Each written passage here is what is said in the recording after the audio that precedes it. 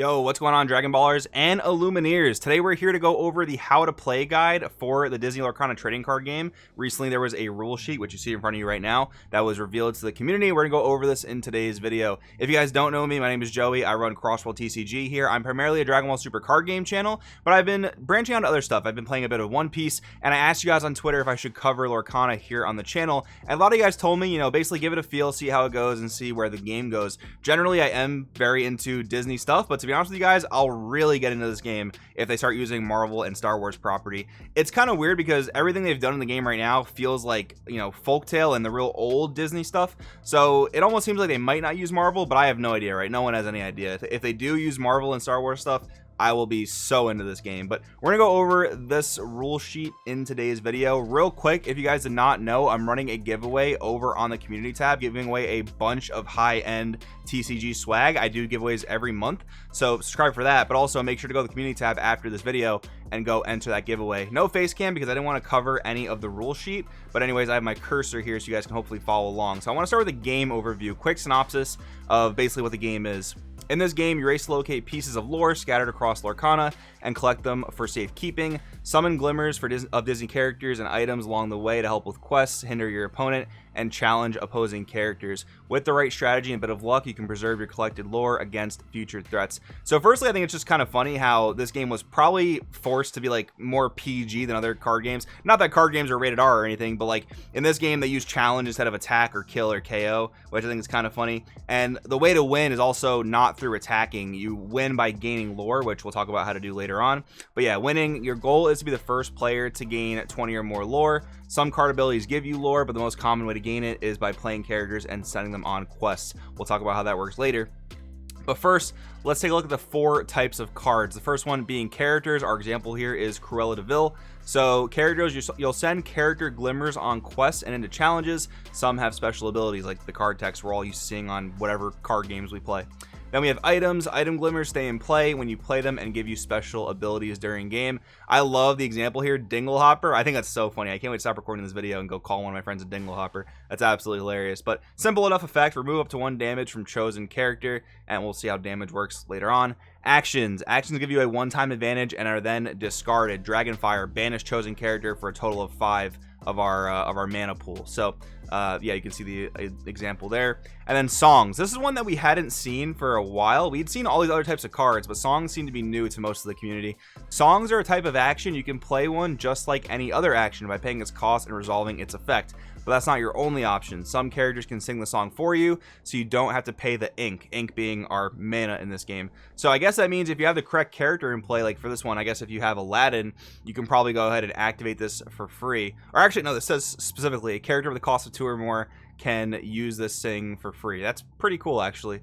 You know, free play in card games can always be a little bit broken, so they're gonna have to monitor that. I guess, you know, this one, for example, they balance it by only letting 2 costs or higher use it, but that seems like it'll probably be a large pool of the game. So I don't know, it seems interesting. But anyways, let's look at the different parts of the card, because this is pretty important. This answers a lot of questions that people kind of just speculated on when the game was, you know, completely unknown except for the first couple reveals. So on all cards, you have the cost. So how much ink the card costs to play. For example, this Mickey Mouse costs 4. And then the inkwell icon. Cards with the inkwell icon around the cost hexagon can be put into your inkwell to use as ink. So that means that basically only the card effects with this swirl around them are going to be able to be basically used as mana. So if they don't have this, which one of the examples up here not have it, yeah, Dragonfire and One Jump Ahead do not have the swirl icon, so they cannot be used as mana. So that's probably gonna be a big deck building thing, is, you know, making sure you have enough cards that can actually be used as ink.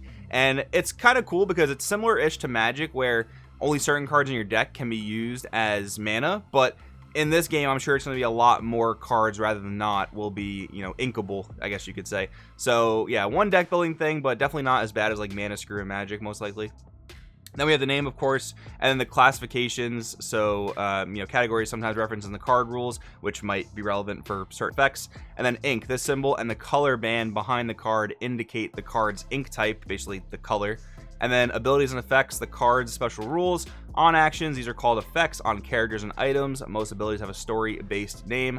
especially common abilities. Instead, use bolded keywords like rush in the example below. Rush being your way to get around summoning sickness. Yes, there is summoning sickness in this game, which coming from Dragon Ball, I don't love, but I mean, I kind of got used to it with One Piece, so it is what it is. All right, in keys, so these are basically our colors. You know, they all have fancy names: amber, emerald, sapphire, steel, ruby, and amethyst. I guarantee you people are going to call them by their colors most likely, because I know I'll forget this pretty quickly. But yeah, those are your general colors. And then only on characters, we have your strength and we have willpower. So this is a lot like Magic. You know, this is basically a 3-4 Mickey Mouse. Strength, how much damage the character deals during a challenge, and then willpower, how much damage it takes to banish the character from play.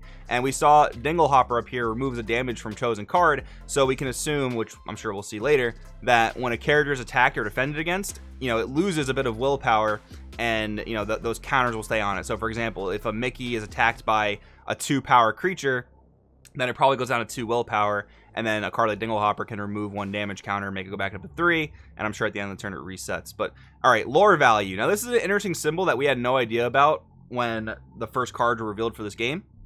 So lore value is how much lore you gain when the character quests, and remember, this is part of our win condition. So what you do here is you send characters on quests by tapping them and not attacking anything. And this is really interesting because this game was designed by a lot of the people that made Chrono Clash, which was a Bandai property that used Naruto. They used Godzilla, among other things, to make a more of a collectible card game. And they had a questing mechanic that also kind of acted as an alternate win condition, but in that game it wasn't actually a good win condition, but in this game it is the win condition. So that's kind of interesting how they took that mechanic and kind of just ran with it. But it is also kind of cool. I do like the fact that you can play creatures and not only have to attack with them either into your opponent's, you know, life points or into their board. You can tap them to, you know, gain the resource you need to win, which is definitely super interesting. All right, now setting up. Each player needs their own deck. You also need damage counters and a way to track how much lore you have. Sure, by dice will be super easy. And then both come with your starter deck. Shuffle your deck, set your lore tracker to 0, draw 7 cards for your starting hand. You can look at the cards in your hand, but not anyone else's hand. And after your starting hand, if you choose, see below, skip this step in your first game. Determine the first player by flipping a coin or rolling a die. So altering your starting hand. So basically talking about mulligan, which is always a really nice thing to have in a card game, because sometimes if you draw a really bad hand, you kind of can't play the game. So before the game begins, each player can alter their starting hand 1 time, beginning with the first player. Usually a player does this if they don't have very many cards with inkwell icons, or basically if you get mana screwed on them, or if too many of their cards have a high cost. To do this, put any number of cards from your hand on the bottom of your deck without revealing them, then draw cards until your hand has 7 cards again. Finally, reshuffle your deck. So it seems like you have selective mulligan. You can get rid of any cards in your hand that you don't want. You put them to the bottom of your deck, then you draw a fresh amount equal to whatever you put on the bottom, and then you shuffle your deck afterwards. So this is actually kind of better than the Dragon Ball Super mulligan, which many people would say is the best mulligan in card games, because in Dragon Ball Super it's also selective mulligan. Put whatever cards you don't want back into your deck, then you shuffle and redraw. So there is the chance of drawing the cards you put back, which obviously you don't really want those cards. In this game, I mean, you can still draw the cards you don't want because you play multiple copies in your deck, but the odds of drawing those cards are much less likely because you just put most copies of them to the bottom of the deck, and then you redraw, and then you shuffle afterwards to re-randomize the deck. So what's cool about that too is the cards you bottom decked are not basically at the bottom for the rest of the entire game, and we don't know how much shuffling is going to be in this game. That's actually a pretty core thing for card games, to get other cards back into circulation, but it is very nice to have a mulligan system like this for sure. So now we're here on the second page of the rule sheet, and they start with how to play the game. I feel like it makes more sense to go into building a deck first, and then we'll go into how to play. So building a deck. Making your own deck is part of the fun of Lorcana. You get to choose which characters you want, which abilities you include, and the strategies you want to employ. There are 2 ways of approaching building a deck. The easiest is to switch out cards in an existing deck, like a starter deck, for example, like one of the ready-to-play starter decks. You can also build the new deck from scratch using cards in your collection. This method is more work, but it can be a lot of fun. Each Lorcana deck must follow these rules. Your deck must have at least 60 cards in it. It seems like you're allowed to play more. They don't seem to put a hard cap on the top end of how much your deck can consist of. But as a Dragon Ball player, this is sort of annoying because anytime I've shuffled a 60 card deck like Gogeta, for example, in Dragon Ball, it is kind of annoying because the cards are just so large, especially standard size cards, but I mean, it is what it is.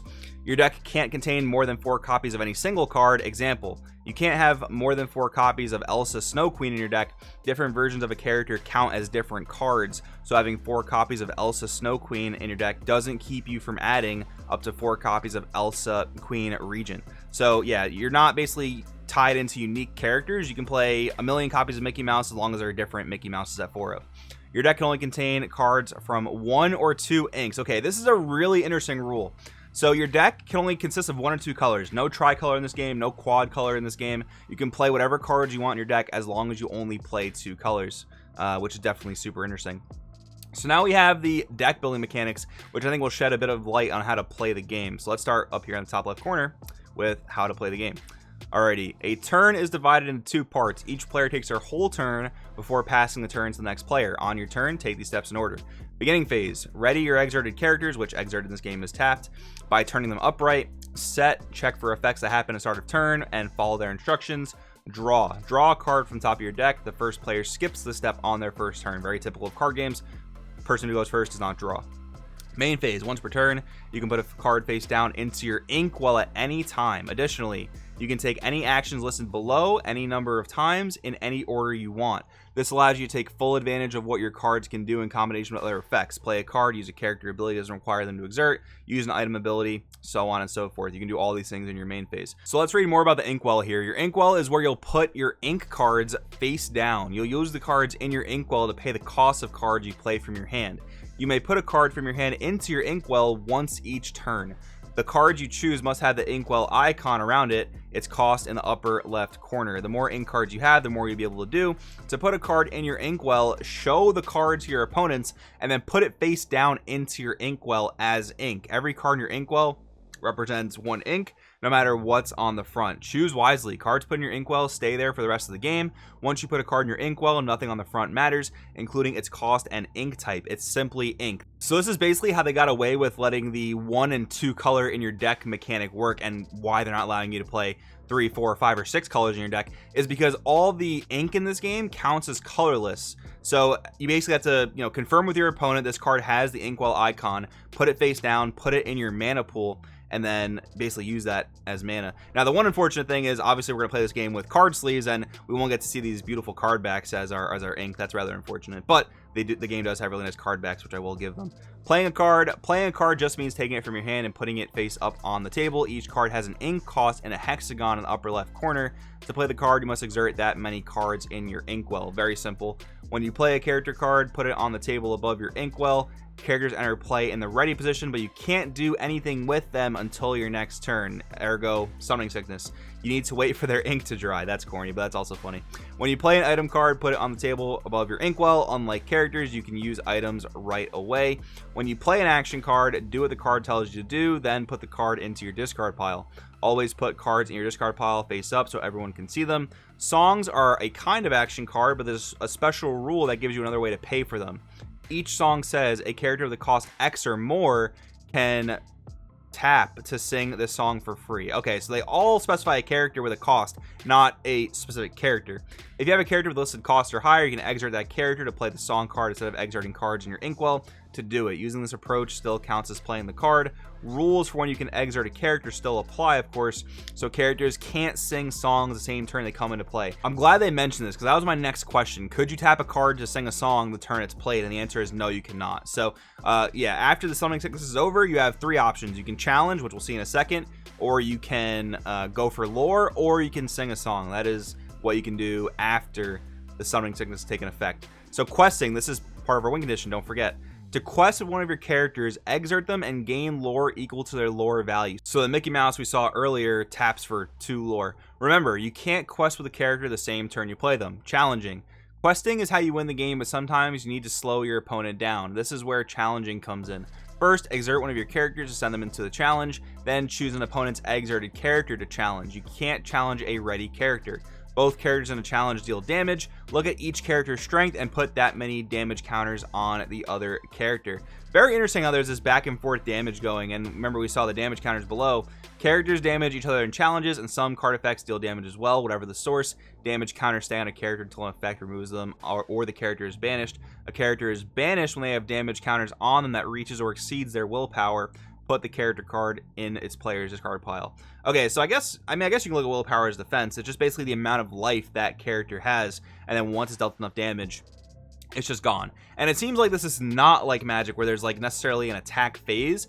you can, you know, attack with your cards out of order, then play cards, and then attack with more cards and play cards. Very, very similar to Dragon Ball Super, which I personally like. Anything that resembles Dragon Ball Super, I'm a big fan. And the final thing here, besides multiplayer games, we won't really worry about that because we're more worried about the one-on-one competitive aspect. Using abilities. Many items and characters have abilities you can use during your turn and only during your turn. These normally affect other cards in play. Cards in a player's deck, discard, hand, or inkwell aren't considered in play, which is a good thing to know for rulings, so they aren't affected by other cards unless the card says otherwise. If a card ability has a cost that appears before its effect with the two separated by a dash, the cost might include an exert cost, an ink cost, text that explains the cost, or a combination of any of these. You may pay every part of an ability's cost in order to play the ability. A character with a particular ability can't be granted that ability again. I'm not exactly sure what that means. Maybe that means that all abilities on cards are inherent once per turns. That might be what that means. I'm not totally sure, but remember, you can't use abilities of characters you play this turn. Let's see the example here.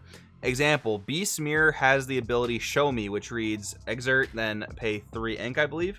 If you have no cards in your hand, draw a card. On your turn, you may play this ability by exerting the card and paying 3 ink by exerting 3 cards in your inkwell. Because the mirror is an item, you can even play its ability the same turn you played the card. Okay, so that pretty much wraps up all the rules I wanted to go over. So let's go over the highlights here. Building a deck, very interesting. You can include up to 2 colors, so we're going to see a lot of interesting color combinations. And I think the mana system actually allows for a lot more freeform deck building and more interesting creative deck building, where you can, at least in the beginning of the game, mash up, you know, the best cards in 2 colors, which is probably going to be a very popular strategy for the first set, right? Because there doesn't seem to be many archetype based cards, especially in the beginning of card games. Archetypes are not a huge thing. That usually comes much later in a card game's life. But yeah, mashing out the best color of 2 cards, obviously you'll be looking for synergies, but since all the cards with inkwell icons charge for essentially colorless ink, it's going to make that whole system a lot more seamless, which I do actually quite like. I'm a big fan of the mana system in general.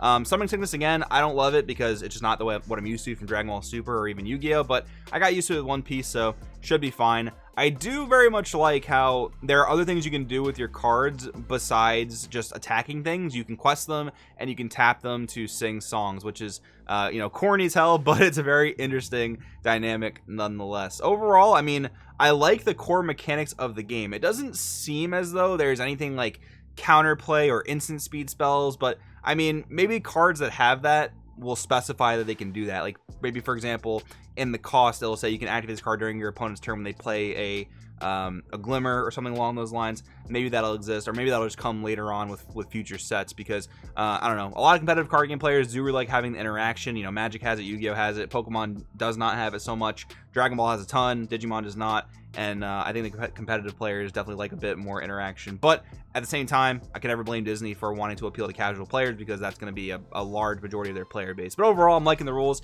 I do want in the comments below what you guys think about this game so far, just from having me explain it. I mean, I think the rule sheet here did a great job of simply explaining how the game works, and I was able to follow along just by reading. But if you have any questions, drop them down below. I'll be glad to explain it to you guys. Thanks for watching. I'll see you in the next video.